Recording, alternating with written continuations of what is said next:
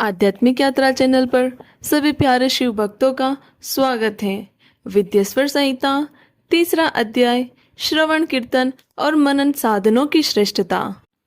व्यास जी कहते हैं, सूत जी के वचनों को सुनकर सभी महर्षि बोले, भगवान आप वेद तुल्य अद्भुत एवं पुण्यमय शिव पुराण की कथा सुनाइए। सूत जी ने कहा, हे महर्षिगण, आप कल्याणमय भगवान शिव का स्मरण करके वेद के सार से प्रकट शिव पुराण की अमृत कथा सुनिए। शिव पुराण में भक्ति, ज्ञान और वैराग्य का गान किया गया है। जब सृष्टि आरंभ हुई तो 6 कुलों में महर्षि आपस में वाद विवाद करने लगे कि अमुक वस्तु उत्कृष्ट है, अमुक नहीं। जब इस विवाद ने बड़ा रूप धारण कर लिया तो सभी अपनी शंका के समाधान के लिए सृष्टि की रचना करने वाले अविनाशी ब्रह्मा जी के पास जाकर हाथ जोड़कर कहने लगे, हे प्रभु, आप संपूर्ण जगत को धारण कर उनका पोषण करने वाले हैं। प्रभु, हम जानना चाहते हैं कि संपूर्ण तत्वों से परे पुराण पुरुष कौन है। ब्रह्मा जी ने कहा, ब्रह्मा, विष्णु, रुद्र और इंद्र आदि से युक्त संपूर्ण जगत समस्त भूतों एवं इंद्रियों के साथ पहले प्रकट हुआ है। वे देव महादेव ही सर्वज्ञ और संपूर्ण हैं। भक्ति से ही इनका साक्षात्कार होता है, दूसरे किसी उपाय से इनका दर्शन नहीं होता। भगवान शिव में अटूट भक्ति मनुष्य को संसार बंधन से मुक्ति दिलाती है। भक्ति से उन्हें देवता का कृपा प्रसाद प्राप्त होता है। जैसे अंकुर से बीज और बीज से अंकुर पैदा होता है, भगवान शंकर का कृपा प्रसाद प्राप्त करने के लिए आप सब महर्षि धरती पर सहस्त्र वर्षों तक चलने वाले विशाल यज्ञ करो। यज्ञपति भगवान शिव की कृपा से ही विद्या के सार तत्व, साध्य साधन का ज्ञान प्राप्त होता है। शिव पद की प्राप्ति साध्य और उनकी सेवा ही साधना है, तथा जो मनुष्य बिना किसी फल की कामना किए उनकी भक्ति में डूबे रहते हैं, वही साधक हैं। कर्म के अनुष्ठान से प्राप्त फल को भगवान शिव के श्री चरणों में समर्पित करना ही परमेश्वर की प्राप्ति का उपाय है, तथा यही मोक्ष प्राप्ति का एकमात्र साधन है। साक्षात महेश्वर ने ही भक्ति के साधनों का प्रतिपादन किया है। कान से भगवान के नाम, गुण और लीलाओं का श्रवण, वाणी द्वारा उनका कीर्तन तथा मन में उनका मनन शिवपद की प्राप्ति के महान साधन है, तथा इन साधनों से ही संपूर्ण मनोरथों की सिद्धि होती है। जिस वस्तु को हम प्रत्यक्ष अपनी आंखों के सामने देख सकते हैं उसकी तरफ आकर्षण स्वाभाविक है, परंतु जिस वस्तु को प्रत्यक्ष रूप से देखा नहीं जा सकता उसे केवल सुनकर और समझकर ही उसकी प्राप्ति के लिए प्रयत्न किया जाता है। अतः श्रवण पहला साधन है।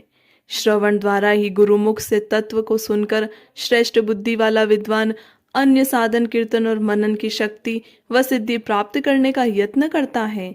मनन के बाद इस साधन की साधना करते रहने से धीरे धीरे भगवान शिव का संयोग प्राप्त होता है और लौकिक आनंद की प्राप्ति होती है। भगवान शिव की पूजा, उसके नामों का जाप तथा उनके रूप, गुण, विलास के हृदय में निरंतर चिंतन को ही मनन कहा जाता है। महेश्वर की कृपा दृष्टि से उपलब्ध इस साधन को ही प्रमुख साधन कहा जाता है। हर हर महादेव। चौथा अध्याय सनत कुमार व्यास संवाद। सूत जी कहते हैं, हे मुनियों, इस साधन का महात्म्य बताते समय मैं एक प्राचीन वृत्तांत का वर्णन करूंगा, जिसे आप ध्यानपूर्वक सुने। बहुत पहले की बात है। पराशर मुनि के पुत्र मेरे गुरु व्यासदेव जी सरस्वती नदी के तट पर तपस्या कर रहे थे। एक दिन सूर्य के समान तेजस्वी विमान से यात्रा करते हुए भगवान सनत कुमार वहां जा पहुंचे। मेरे गुरु ध्यान में मग्न थे। जागने पर अपने सामने सनत कुमार जी को देखकर वे बड़ी तेजी से उठे और उनके चरणों को स्पर्श कर उन्हें अर्घ्य देकर योग्य आसन पर विराजमान किया। प्रसन्न होकर सनत कुमार जी गंभीर वाणी में बोले, मुनि, तुम सत्य का चिंतन करो। सत्य तत्व का चिंतन ही श्रेय प्राप्ति का मार्ग है। इसी से कल्याण का मार्ग प्रशस्त होता है। यही कल्याणकारी है। यह जब जीवन में आ जाता है तो सब सुंदर हो जाता है। सत्य का अर्थ है सदैव रहने वाला। इस पर काल का कोई प्रभाव नहीं पड़ता। यह सदा एक समान रहता है। सनत कुमार जी ने महर्षि व्यास को आगे समझाते हुए कहा, महर्षि, सत्य पदार्थ भगवान शिव ही है। भगवान शंकर का श्रवण, कीर्तन और मनन ही उन्हें प्राप्त करने के सर्वश्रेष्ठ साधन हैं। पूर्व काल में मैं दूसरे अनेकानेक साधनों के ब्रह्म में पड़ा घूमता हुआ तपस्या करने मंदराचल पर जा पहुंचा। कुछ समय बाद महेश्वर शिव की आज्ञा से सबके साक्षी तथा शिव गणों के स्वामी नंदिकेश्वर वहां आए और स्नेह पूर्वक मुक्ति का साधन बताते हुए बोले, भगवान शंकर का श्रवण कीर्तन और मनन ही मुक्ति का स्रोत है।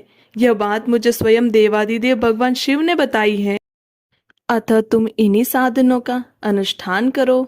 व्यास जी से ऐसा कहकर अनुगामियों सहित सनत कुमार ब्रह्मधाम को चले गए। इस प्रकार इस उत्तम वृतांत का संक्षेप में मैंने वर्णन किया है।